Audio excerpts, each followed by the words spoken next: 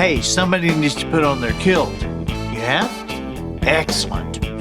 Good morning, afternoon, or evening. You are listening to The Professional Noticer. Hello, everyone. I'm Andy Andrews. Hey, thank you for making me a part of your week. My purpose here today and with every show we do is to play the part of a best friend or a coach.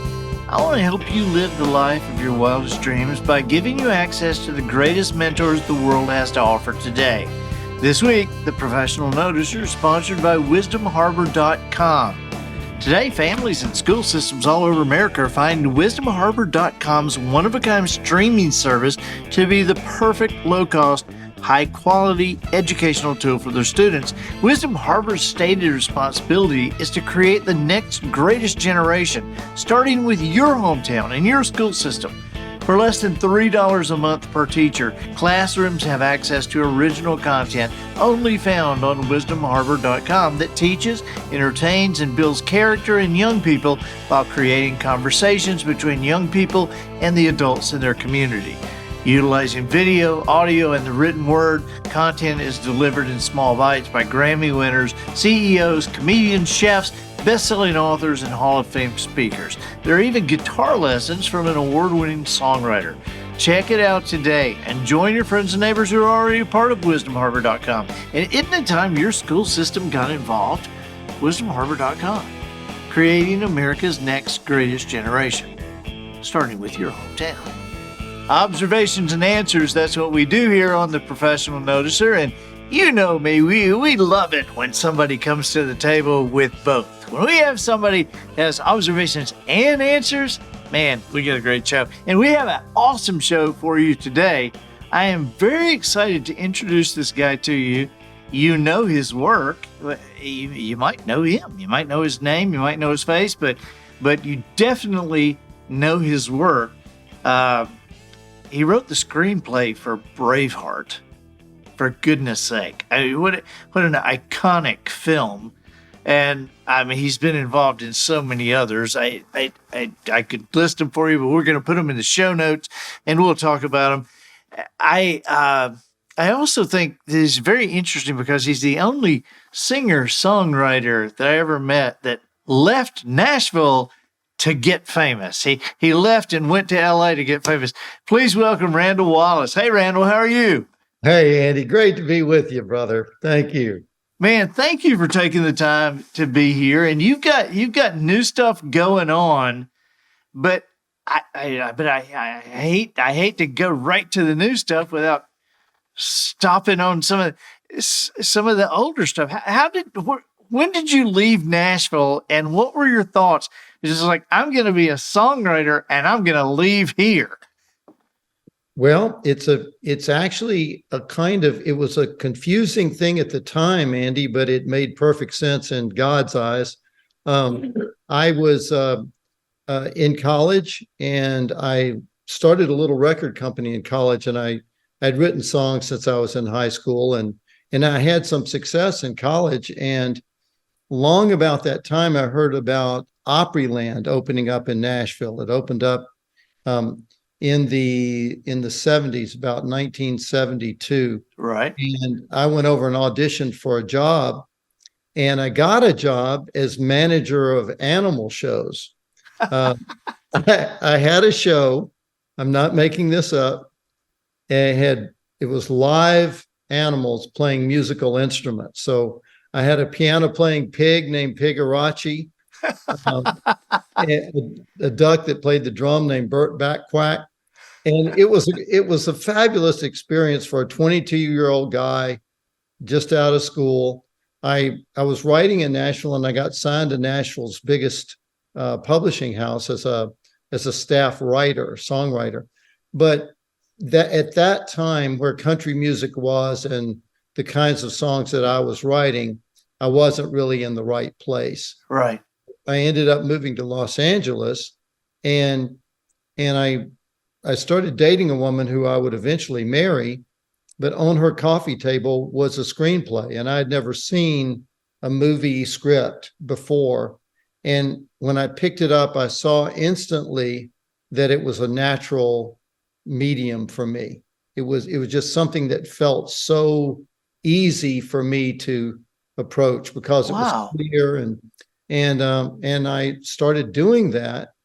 And I never left my love of music, but I had success right away with screenwriting, and then went on, and I had my ups and downs, but went on to write Braveheart, and then suddenly the whole world changed for me. Yeah. I mean, you did several things with Mel Gibson, didn't you?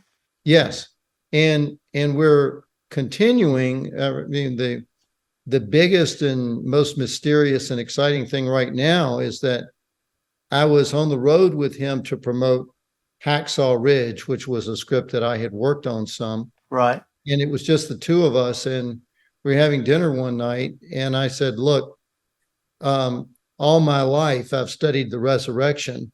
And I think the passion only gives us the first half of the story. There's a lot more to tell. And it's not that I don't think they thought it ever occurred to him, but I said, look, I'll write a screenplay for you. I'll give it to you. Then we can start working on it together. And let's tell the story of the resurrection. Now, it is the most mysterious, mind-blowing kind of event to do. But when we finally start, when we finally bring it out, it'll be earth-shaking, I believe. Wow. So, yeah. That is amazing. Yeah. That is amazing. And you still live in Los Angeles, right? Yes. Yeah, I do. I moved out here a while back. I'm from the South. I was born in Tennessee. I lived in Virginia for much of my childhood, and I went to school in North Carolina. Then I moved back to Nashville for a few years, and I come to Mississippi every year because there's a charity there that's run by my dearest friend, whose name is Jill Connor Brown, and she's a writer. And the only children's hospital in Mississippi is there in Jackson, and every year they have a charity event for them, and I always go back for that. So Mississippi feels like home as well. Wow. I'm in the South. I'm at home. Yeah. Yeah. Well, we're Alabama. My wife is Mississippi, and so they're kind of interchangeable. Alabama's just Mississippi with bad roads. So, so what are you working on now? What is going on? This is exciting. So, Andy, during the pandemic, I got troubled and angry at all the fear that was being preached to everyone. The idea that if we hugged someone, or we shook hands, or we gathered to worship, or we got together in crowds, that somehow we were going to kill the whole human race, and that just didn't feel right to me. So I started thinking about what I could do, and I drew on another experience that I'd had a few years before, when I had gotten an infection in my hand, and it was eating its way through my hand. And my doctors told me they were planning to amputate my right hand.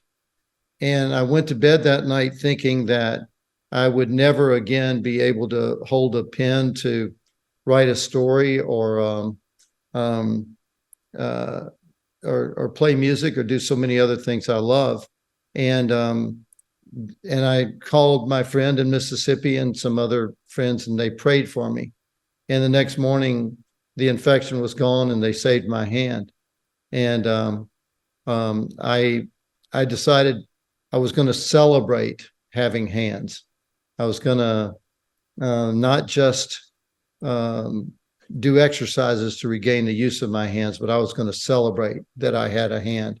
And I decided to write a live show and go out and be in front of people and use clips from my movies and stories about how those scenes came about, and songs that I had written for the movies or about the movies, and do a whole live event about that to encourage other people to find the brave heart within them. Wow. And so what is this experience called, and where can we see it? Well, it's called the Braveheart of Creativity. And people can check our website, which is wallaceentertainment.com, for information about where we'll be next. We're starting to book places all across the country. So, Randall, is your family out there back right across the United States. Where are your people? My people are in Virginia and in Tennessee, and then I have 3 sons, and they're all here in California. Really? What do they do? Well, they work with me. The 2 older ones work with me. One was in finance in New York City, and he called me after about 3 years. He got promoted several times, and he called and said, "I can't find a 40-year-old who's happy." And I said, "Well, then you need to change jobs. You need to find something else." And I needed him in my company, so he came in with me. And then his younger brother studied creative writing and Christian studies, got his master's in 1 year at Duke University. And so he's a writer in our company as well. And then they go out on the road with me. They help produce the show. Wow. That is awesome. That is so awesome. So what kind of songs do you have you done? Are they orchestral? Are they, I mean, you left Nashville. Do you do any country music? What do you do? I love all kinds of music, and I do some things with country music. Most of the things in my show are gospel, and are gospel and kind of classical. Right. Gospel. Like I used "Oh Happy Day" in my movie Secretariat, and I wrote the hymn that's at the end of "We Were Soldiers." The movie "We Were Soldiers" is there's a hymn called "Mansions of the Lord," and I wrote that with my composer, who's my composer on the movie and has been the composer on all my movies.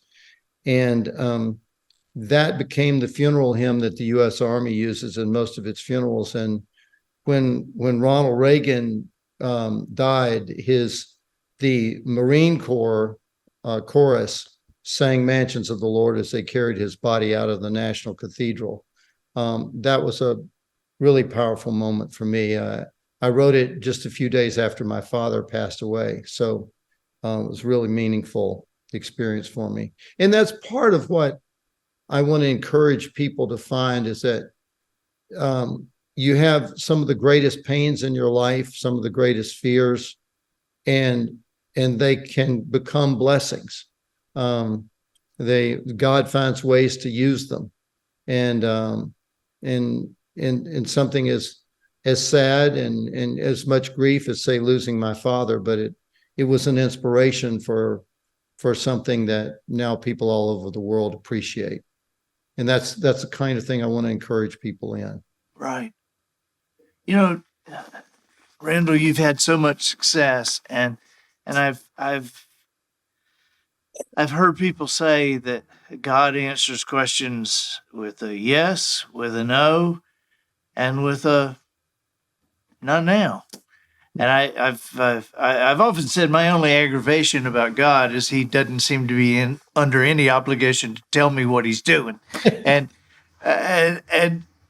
what advice do you have for those of us who want to accomplish great things, and we dream big dreams like you have, and there must have been timing issues and times when you thought that, gosh, is this going to happen, or what do I need to do now? What advice do you have for us traveling through those kind of times? Well, I can tell you for sure that you're right, that there would be times when I would pass homeless people on the street and look at them and think, there, but for the grace of God, go I, because I don't have problems with chemical addictions or alcohol or anything. I grew up a Southern Baptist. We never drank at all. It was never an issue for me. But when you want something and you try so badly and you don't know how to stop, as I realized I was that way, I did not know how to give up on my dreams. But I did find that I was able to, that God had a different way of me getting there than I imagined, that God's plan was better than my plan. And the strange thing for me is that no matter how many times I experience that, I still have to learn it again every day. Yeah. The other day I was saying my evening prayers, and And this thought hit me that seemed so almost superficial, so saccharine in a way, that if God closes one door, he's got a better one for you.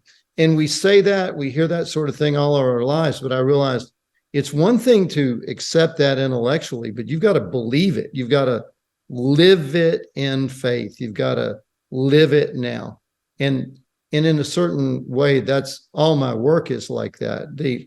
One of the things I describe in this new show that I mentioned is that I came to a point in my life where I had to get down on my knees and say to God, everything I have tried has not worked, and everything's falling apart around me, including me. I was so knotted up, I couldn't write, I couldn't sleep, I couldn't eat. And I got on my knees and said a prayer. And my prayer was, maybe the best thing for my sons is not that they grow up in a big house in California with a swimming pool and fancy cars in the driveway. Maybe they'll become better men if they grow up in a little house, one with no indoor plumbing, the way my sister and I lived for some of our childhood. And if that's what God wants, then please bring that on and help me bear it. But if I go down in that fight, let me go down not worshiping Hollywood, but with my flag flying, fighting for what I believe. And I stood up and went back and started to write again. And without that moment, I would have never written those moments in Braveheart where William Wallace says, they may take our lives, they'll never take our freedom, or every man dies, not every man really lives. God had to take me there before I was ready to go where he wanted me to be. And that's the thing that I want to encourage people about. It's like you say, God doesn't share his timetable. God doesn't share his methods. But when we see it at work, some of the things that I have thought, this is the worst thing that could happen for me, have turned out to be the absolute blessing, the path to this great blessing.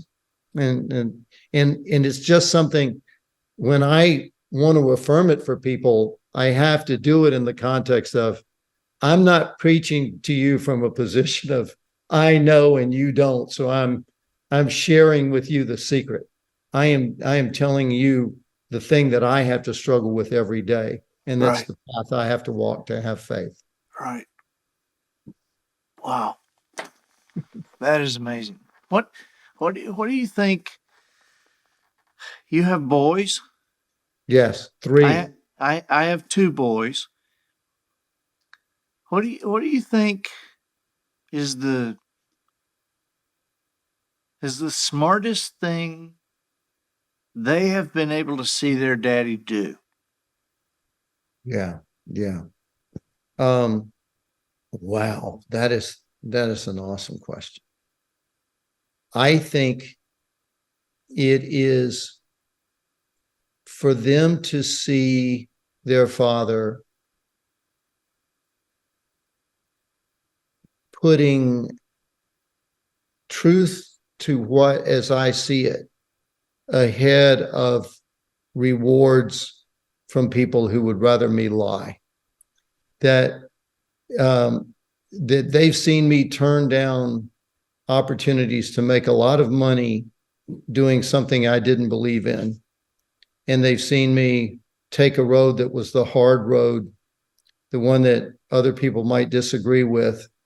And they've also been able to see us get to a place on that road that was victorious.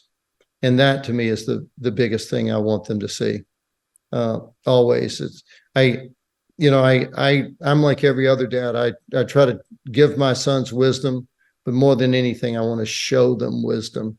Yeah. I was in a church that my grandmother and grandfather and mother and father had founded in their farmhouse in Tennessee. And it was Father's Day, and my marriage was falling apart. And I was there with my 2 oldest sons, and the preacher didn't have good English, Andy. His grammar left something to be desired, but man, he was delivering the truth. And and the thunder was happening outside. The air outside the church was sort of yellow in one of those southern thunderstorms. It was Father's Day. And he said, I want to give my son $10 million. I'd like to do that, but I never will because I don't have $10 million. But you're here today on Father's Day because you want to give your children faith. How are you going to do that if you don't have it? That's okay. Wow. Okay. So, and that's the thing to me, is like, hey, I've got to show them faith. I can't preach it to them. I have to live it. And that's a big, again, this experience for me of the way Hollywood has been going, where they're putting politics and ideology above making movies that people want to see. Like, that's not a game that I want to play. So when I turned around and said to my sons, we're going to do this. We're going to go out to the people and we're going to meet them. We're going to listen to them. We're going to talk to them and be live there with them. It's like, this is something most people wouldn't do. And it's exactly the kind of thing we would do. And when you brought up sons, there's something I want to share. I don't have daughters. I different times I've dreamed of I would be helpless if I had a daughter. I would just be. I would be too. I would be helpless. Yeah, so, but I did a charity screening of Braveheart a few years ago in Texas. And at the end of the screening, I walked up on the stage to do a question and answer with the audience. And the first person who stood up was a 19-year-old woman on the front row. And she stood up and said, Mr. Wallace, I don't have a question. I just want to tell you something. My fiance died 6 months ago. And before he died, he told me to watch Braveheart so I would understand the way he loved me. Yes. And that said to me, this is where we have failed our children, is we've let them have pornography. We have not let them have the kind of sacrificial love that the way William Wallace loved his wife. Like, I will, if anything threatens you, I will find it and I will stop it. And I will give my life so you can have your life. You know, people would say to me, you must have done a lot of research to write Braveheart. And I say, yeah, I did. I read the New Testament every day. And it's like, that's biblical. And that's what we need to give. You know, my mother used to say, there'd be more ladies if there were more gentlemen, and there'd be more gentlemen if there were more ladies. And we just owe it to each other to be real men. That's one of the questions. I tell that story in my show, and I ask the question, how do you love in a Braveheart way? What does that mean?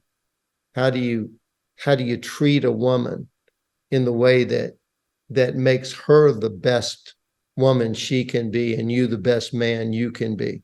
That's a question for all men to ask themselves. And I think all women to ask too. Buddy, thank you. Thank you for being here with us today. How can we help you? How can we help you, Randall? Well, the best thing for me, a thing that I find is that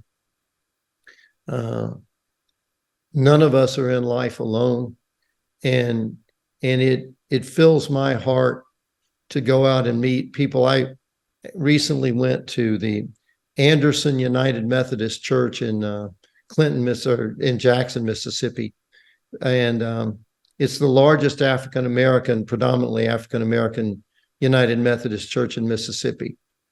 And I told them a story about that I was about to have my hand amputated, but that God had let me keep my hand. And I sang with them, Precious Lord, Take My Hand. And I was all emotional. Wow. And I turned around and looked, and their choir was weeping too. And their hearts held me up. And that's what I think we need to do with each other, is is whatever differences we have, those don't matter in the eyes of God. It's like we need to love each other, pray for each other, and that's what's so exciting to me about getting out here. It's like I wouldn't have met you if I hadn't taken a step and you hadn't taken a step, and so praying for each other and letting everybody know what each other is doing. That's a great way we can serve each other. Okay, buddy. I want to keep in touch with you. Do you, by any chance, know Bill and Gloria Gaither? I do not, and my friend in Mississippi sends me videos all the time of you are listen to them sing this, listen to them sing that. You are going to know them. They are going to know you. I'm going to make that happen. Oh, please do. I would love to meet them. Yeah, you guys are peas in pod, and I appreciate so much this time, Randall. And so please let's keep in touch, and we'll have everything on the show notes with this, and I can't wait to see your live show. Thank you so much, Andy. I'll make sure you know that when we're close, we'll need to come to where you are. So that okay, buddy. All right, we'll be in Alabama sometime for sure. Thank you, Andy. God bless you, brother. Thank you. I'm Andy Andrews, the professional noticer, harnessing common sense and wisdom to plow through challenges all the way to an answer for you. And I think that'll do it for this week. Get us out of here, Matthew. So, ladies and gentlemen, and to the boys and girls who aspire to become ladies and gentlemen, we have reached the end of another episode of The Professional Noticer. In a world where common sense has become a superpower, I'm harnessing that tiny bit of mental energy I have for you, seeking wisdom, making observations, and endeavoring to answer tough questions in a way that will empower your family and your business. I'm Andy Andrews. Till next week, goodbye. This episode of The Professional Noticer was produced by Matt Limpert. The Noticer theme written and performed by Sugarcane Jane. Scary face paint for the cast and crew provided by Twinkle and Smoke of Beverly Hills. Additional financial consideration provided by dryjellies.com. Yes, of course, the wine market is overrun with descriptions of various vintages classified as sweet, off-dry, and dry. Now experience the same delicate intensity with jams and jellies. At dryjellies.com, our process involves more than simply changing the taste of the same old fruit. It is said that the same grapes can be expressed in wine as smooth, coarse, creamy, waxy, velvety, silky, or taut. At dryjellies.com, our delicate spreads start out without moisture. Enjoy our selections of pine bark jellies. Choose a small package of rice jelly from the Orient or wheat jelly from the Midwest. It's dry and ready for Christmas. Order a sample pack today of our newest dry jelly fabric line, cotton, linen, and flax, and we'll include a newest offering gift, a 12-ounce bottle of liquid beef jerky. It's online now and waiting for you at dryjellies.com.